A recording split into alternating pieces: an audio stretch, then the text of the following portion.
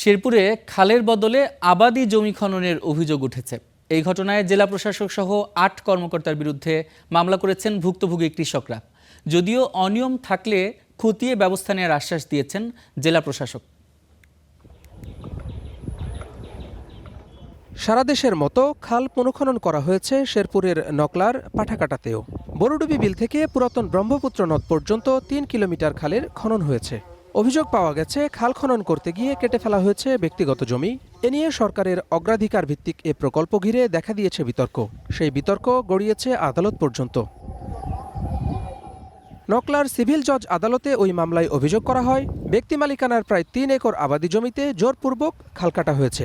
এতে ফসলি জমি হারিয়ে ক্ষতিগ্রস্ত হয়েছেন ৮ জন কৃষক। জোরপূর্বকভাবে খাল খনন করছে, পরে আমরা এটা কোনো না পাই, তখন আমরা সিভিল করে মামলা দায়ের করছি। যেটা খাল আছে এটা না নিয়ে আমাদের জমিনের উপরে খাল নিচ্ছে। মামলায় বিবাদী করা হয়েছে জেলা প্রশাসক, উপজেলা নির্বাহী কর্মকর্তা, জনপ্রতিনিধি সহ ৮ জনকে। এ নিয়ে নকলা উপজেলা নির্বাহী কর্মকর্তা বলছেন, মামলার বিষয়টি জেনেছেন, তবে কাগজ হাতে পাননি। মামলার কথা শোনা যাচ্ছে, এটা আমিও শুনতে পেরেছি, কিন্তু আদালত থেকে এখনো পর্যন্ত অফিসিয়ালি আমি মামলার কোনো কাগজপত্র হাতে পাইনি। এদিকে প্রকল্পে কাজ করলেও মজুরি না পাওয়ার অভিযোগ শ্রমিকদের। আর স্থানীয়দের অভিযোগ, নকশা অনুযায়ী খাল খনন করা হয়নি। এতে বৃষ্টিতে খালের পাড় ধসে পড়ছে এরই মধ্যে। আঙ্গারে টেয়া দেয়, এই খালে থেকে কইতেছে যে হ্যাঁ টেয়া দিব আমরা সব মঙ্গলবার, বুধবার, বৃহস্পতিবার এবার দেয়াইছে। দেয় টেয়া করছে, তখন টেয়া আঙ্গারে দেয় না। মেম্বার চেয়ারম্যানের গেছে, কলে টাকা দিব, দেরি মব এদিক টেয়া বসা না দিলে আমরা কি করে চলি।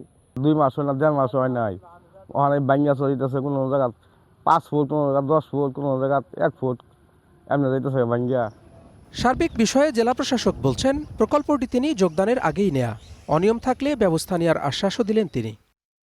খাল খননের প্রজেক্ট তো আমি আসার আগেই নেওয়া হয়ে গেছে, তাই না? কাগজপত্র এখনো দেখি নাই, অতএব আমি বলতে পারবো না দাবিকৃত জায়গাটা উনি যেটা বলেছেন। উপজেলা নির্বাহী কর্মকর্তা কার্যালয়ের দুর্যোগ ব্যবস্থাপনা শাখার তত্ত্বাবধানে খালটি পুনঃখনন করা হয়েছে প্রায় 1.25 কোটি টাকা ব্যয়ে। Desk report, star news.